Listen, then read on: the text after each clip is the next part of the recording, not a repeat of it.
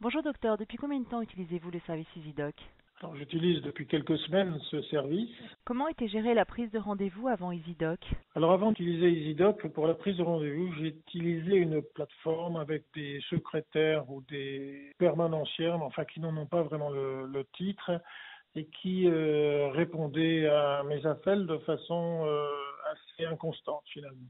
Pour quelle raison avez-vous remplacé votre télésécrétariat par EasyDoc?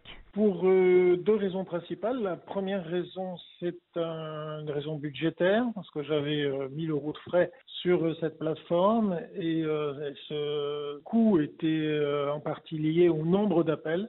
Et là, avec EasyDoc, j'ai un forfait qui ne dépend pas du nombre d'appels et qui est quand même inférieur, puisqu'on va dans un coût de 200, environ 200 euros. Certains médecins ont peur que leur patientèle âgée ait des difficultés à prendre un rendez-vous.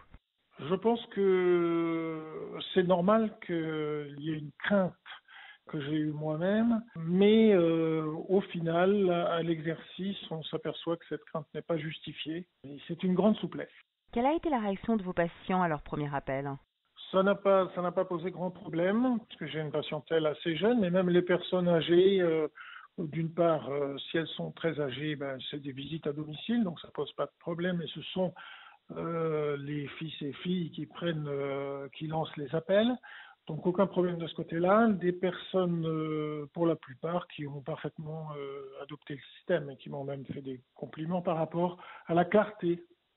Avez-vous eu des difficultés à prendre en main l'agenda? Absolument pas, absolument pas. Moi, je suis habitué à utiliser Internet dans plusieurs activités différentes de la médecine et donc Internet m'est familier, donc j'ai absolument aucun problème avec ce système. Et en termes de coût?